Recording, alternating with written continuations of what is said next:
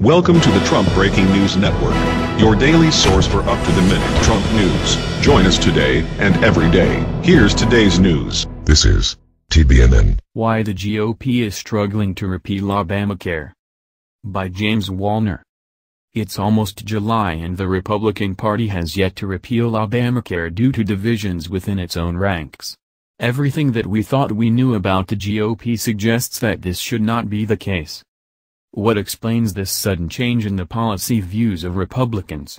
One explanation is that party affiliation is not as important as previously thought in explaining member behavior once in office. But far from suggesting that parties don't matter, the GOP's present struggles demonstrate that parties matter in a different way. Obamacare's fate ultimately depends on how Republicans view their party. Suggesting that opposition to Obamacare is an important part of the GOP's political identity would be an understatement. Calls to repeal the law have featured prominently in the party's platform since 2010. Republican candidates at every level have campaigned on an unambiguous repeal message. Speaking at the Conservative Political Action Conference in 2013, then-Minority Leader Mitch McConnell, RK, declared, Obamacare should be repealed root and branch. And after finally gaining control of Congress for the first time since Obamacare passed, Republicans turned to a special process known as reconciliation to circumvent a Democratic filibuster in the Senate and repeal the law's major provisions. While President Barack Obama vetoed that measure in early 2016, Trump's victory in the presidential election later that year restored Republican hopes that their 7-year crusade against the law would finally end in victory. Looking back, such optimism appears to have been unfounded. 5 months have passed since Trump's inauguration and Obamacare is still the law of the land. Republican hopes for a quick victory have given way to the realization that progress on this front is going to be a long, hard slog.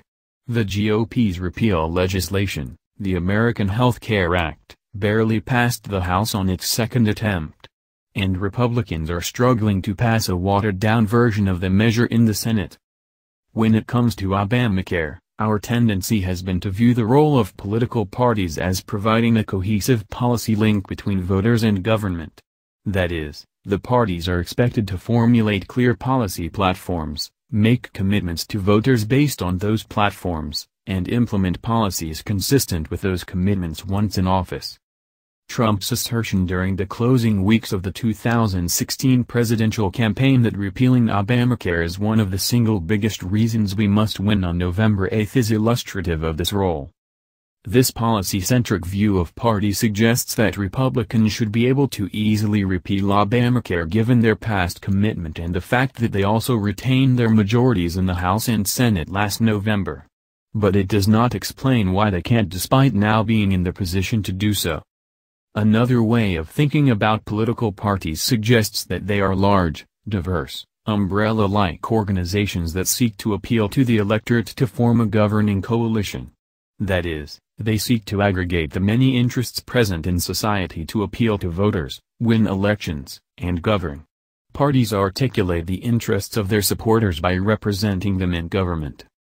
This constituency-centric view of party suggests that Republicans don't want to repeal Obamacare because they think doing so would negatively impact lots of people back home. Given this, Trump's support for repeal may turn out to be less robust than expected because a lot of his voters benefit from Obamacare. While this may explain the Republicans' present difficulties, it does not account for their past commitments. Popular attitudes regarding Obamacare have certainly shifted in recent months. However, this shift has not been nearly as large as the movement away from repeal among lawmakers. Something else must explain the GOP's struggles.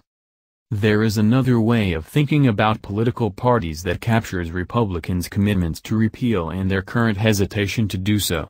Party behavior in office can be best explained when viewed through the lens of electoral competition.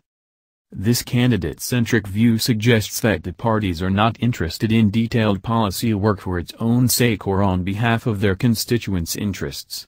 That is, instead of winning elections to formulate policies, parties formulate policies to win elections.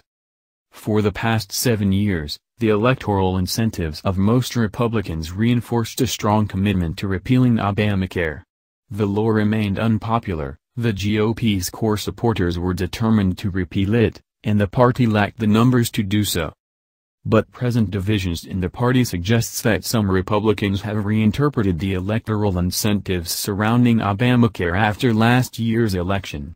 Now the challenge for these members is to demonstrate an effort to follow through on their commitment without jeopardizing future electoral success.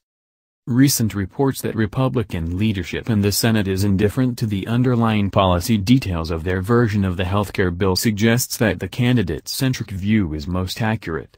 If so, the GOP's primary motivation is to get a bill through the Senate that makes some changes to Obamacare but that falls short of full repeal, thereby sparing its members of any negative consequences.